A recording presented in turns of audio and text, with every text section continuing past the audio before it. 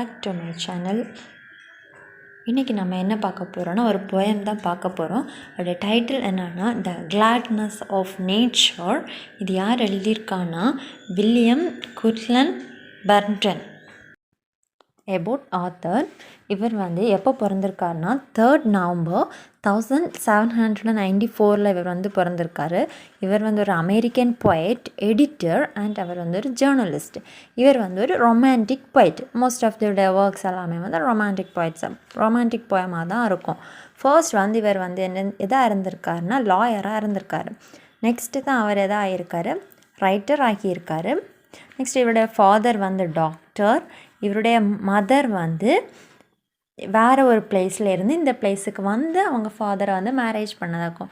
இவங்க என்ன அதில் கொடுத்துருக்காங்கன்னா மேஃப்ளவர் அப்படின்னு சொல்கிறது அவங்க அம்மாவுடைய நேம் கிடையாது, அது ஷிப்புடைய நேம். அவங்க பில்கிரிமேஜ் அதில் இங்கே அவங்க அப்பா இவங்களை மேரேஜ் பண்ணியிருக்காங்க. ஸோ அவங்க மேஃப்ளவர் அப்படின்னு சொல்கிறாங்க. மேஃப்ளவர் ஷிப்புடைய நேம். இதுதான் அவருடைய ஃபேமஸ் ஒர்க்ஸ். அபவுட் போயம், இந்த போயத்தில் அயாம்பிக் பெண்டாமீட்டர் யூஸ் பண்ணியிருக்காங்க. இதோடைய டோன் என்னன்னா, இதோடைய டோன் ஆப்டிமிஸ்டிக் அண்ட் சேர்ஃபுல். இது என்ன டிவைஸ் யூஸ் பண்ணியிருக்காங்கன்னா பர்சானிஃபிகேஷன். இது ஒரு லிரிக்கல் போயம். இது ஏபி ஸ்டான்சஸ் யூஸ் பண்ணியிருக்காங்க. இது 5 ஸ்டான்சஸ் இருக்குது இந்த போயமில். இதோடைய தீம் என்னன்னா எக்ஸ்ட்ராக்டட் ஹாப்பினஸ். ஓகே, சம்மரி பார்க்கலாம். ஃபர்ஸ்ட் ஸ்டார்டிங்கில் அவர் என்ன பண்ணியிருக்காருன்னா ஒரு எம்ப்ரஸ் கொஸ்டினை கேட்டிருக்காரு. எம்ப்ரஸ் கொஸ்டின் தான் ரெட்டாரிக் கொஸ்டின். என்ன கேட்டிருக்காருன்னா நீ சேடாக இருக்க, மதர் எர்த் கூட ஹாப்பியாக இருக்குது, பட் நீ ஏன் சேடாக இருக்க அப்படின்னு சொல்லிட்டு ஒரு கொஸ்டின் வைக்கிறாரு. நெக்ஸ்ட் அவர் என்ன சொல்கிறாருன்னா சி கூட கிளாடாக இருக்குது, பார்க்குறதுக்கு கிளாடாக இருக்குது, இப்போ நீ ஏன் சேடாக இருக்க. ப்ளூமிங் எர்த் கூட டிஃபிகல்ட் ப்ராசஸை பண்ணுற டைம் கூட அது ஹாப்பியாக இருக்குது. டிஃபிகல்ட் ப்ராசஸ்ன்னு சொல்கிற டைம் எர்த் என்ன பண்ணும், இந்த புல்லெல்லாம் குறுக்க வைக்கும், அது ஒரு டிஃபிகல்ட்டான ப்ராசஸ் தானே. அதுதான் அவங்க இதில் சொல்லியிருக்காங்க. ப்ளூமிங் எர்த் டிஃபிகல்ட் ப்ராசஸை பண்ணுற டைம் கூட அது ஹாப்பியாக இருக்குது, நீ ஏன் சேடாக இருக்க அப்படின்னு கேட்குறாரு. நெக்ஸ்ட் ஸ்டான்ஸால் அவர் என்ன சொல்கிறாருன்னா ஹேங்கிங் பேர்ட் கூட எப்படி இருக்குது, ஹாப்பியாக இருக்குது. விரனு கூட ஹாப்பியாக இருக்குது. Swallow also happy. அது ஸ்வாலோ எப்படி இருக்குது, எந்தனால அது ஸ்வாலோ ஹாப்பியாக இருக்குன்னு அது கோசிப் பரப்பிட்டு இருக்குது. அதனால எப்படி இருக்கா ஸ்வாலோ ஸ்கையில் ரொம்ப அதை ஹாப்பியாக ஃப்ளை ஆகிட்டு இருக்கான். தென் ஸ்குருல் பேசுது. அது பேசுகிற விதமாக அது எப்படி இருக்குது, ஹாப்பியாக இருக்குது அப்படின்னு சொல்கிறாரு. தென் நீ ஏன் ஹாப்பியாக இல்லை, ஏன் நீ சேடாக இருக்க அப்படின்னு கேட்குறாரு. நெக்ஸ்ட்டு க்ளவுட்ஸ் எல்லாம் என்ன செய்யுதுன்னா விளையாடிட்டு இருக்கு. எந்த பிளேஸ்லனா அஷ்யூர் பிளேஸ்ன்னு சொல்கிறது க்ளவுட்ஸ் எல்லாம் மூவ் ஆகும் இல்லையா, அதுதான்.